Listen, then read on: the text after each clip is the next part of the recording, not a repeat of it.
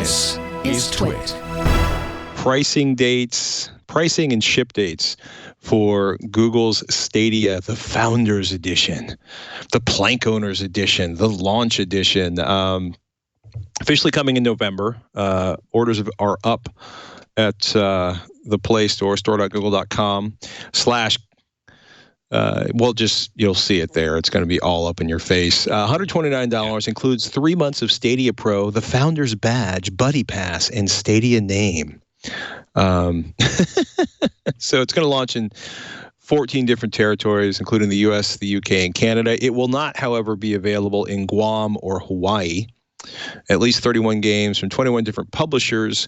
And, there's a really nice write-up by Sean Hollister over at The Verge.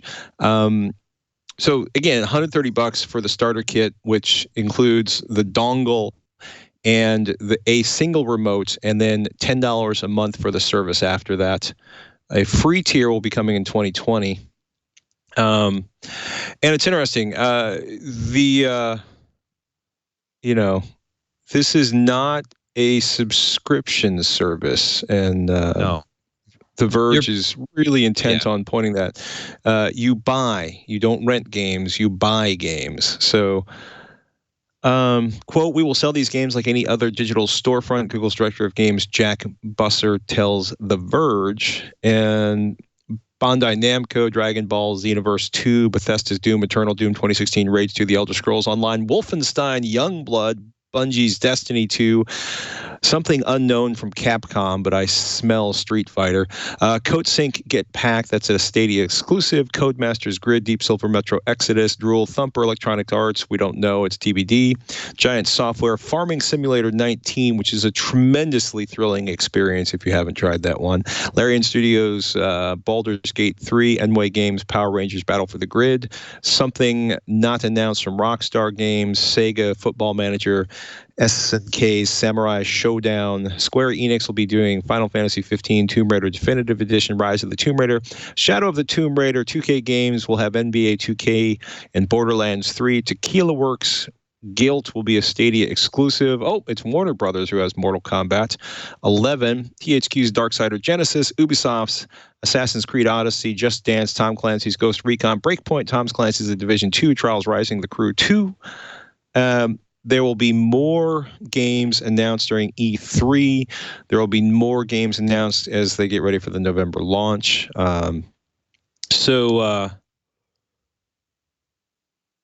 Buster says Baldur's Gate 3 is going to ship simultaneously on the Stadia and on PCs, and those will be the only two places to play it.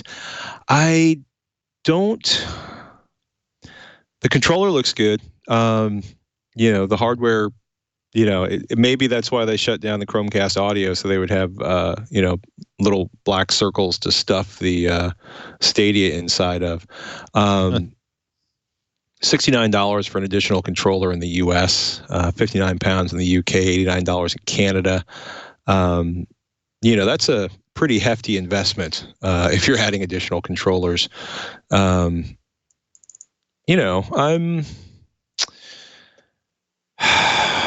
I can't decide if I'm less excited now that I've seen the list of games or more excited. Yeah, the list, if you're a PC gamer and you have a Steam account, or now, of course, a lot of things are on Epic's account, or maybe you're like a retro gamer and you go to GOG for stuff, you're used to having so many titles, there's no way you could do what you just did, which was read out the entire list of available games in about a minute.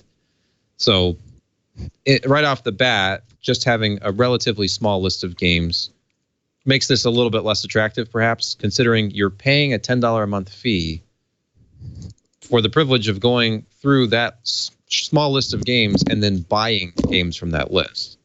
Now, you're paying $10 to rent a gaming computer, in theory. Like, you're renting space on one of these hefty, basically Radeon Vega 56 level gaming systems. So, concerns about latency aside, it's a decent system to be gaming on, and $10 a month isn't terrible.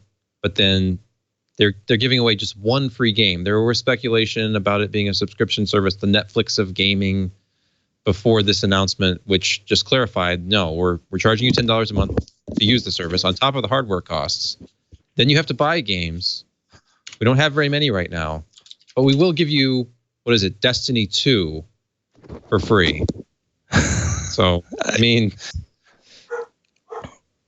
I feel like we're both more curious to see if the streaming service will actually work than we are in playing the game or paying $130 to $200 to get a single or two-person experience going on this. Yeah. And the killer app for something like this would be whatever is really hot right now. And probably the hottest PC game of the last several months, if not the last year, has been Fortnite. Right. And Fortnite does not have really high system requirements. And you wouldn't want to play a game like that when ping is everything to a game like that. And you don't want any added latency at all. Even though Google has minimized, the latency issue as much as they can, the way that they've presented it, the testing that's been done so far, although, they have a little bit more control if they're seeding it to specific markets. And, we've seen gaming streaming services in the past where it was, you have to be close enough to have an acceptable ping or you just can't even sign up for the service. So we will see how they roll this out. Google has the ability, we've talked about this, if anybody's going to do it, they have the ability to put more of these little server farms in more places and reduce your latency. But I think the sweet spot is something like an RPG at this point where you can get really pretty visuals. You don't need twitchy response time. And I don't know, there are some shooters on this list, so we will see how that actually plays out. But something like Baldur's Gate, the simulator games, that makes a lot of sense.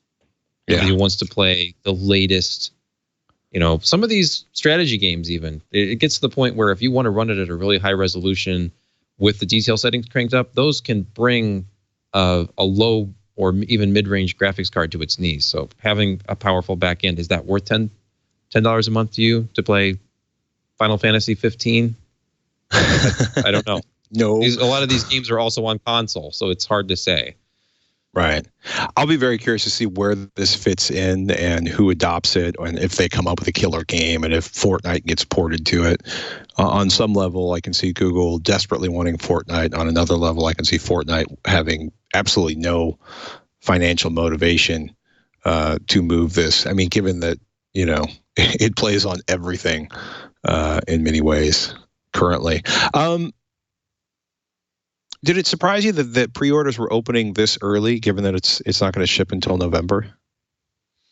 If I'm being really negative, I would say no, because they want to generate as much interest in this as possible. I guess E3 is around the corner, but it is right around the corner. This pre-announcement is kind of odd. You'd think they would wait till E3 to make this a big story. It seems like more and more companies have divested themselves of trade shows. And right. if Google is going to be there, then this doesn't really make sense. If they're not going to be there, then I don't know. Maybe if there's any negative reaction to this announcement, which is a pretty benign announcement, it's just it's not exciting, but it's not devastating. Right. But if they had come out at E3 and said it's $10 a month and you get 30 games, that would have been kind of big. It's like, whoa, $10 a month and have access to all these games. It's like $10 a month and you get to buy games, just like on Steam. Yeah, I mean, that's right up there with Hulu's business model for me. Pay an additional fee and still get commercials. Yes. Double dipping because we can. I love it when premium services show me ads, and I'm also a liar. I don't like that at all.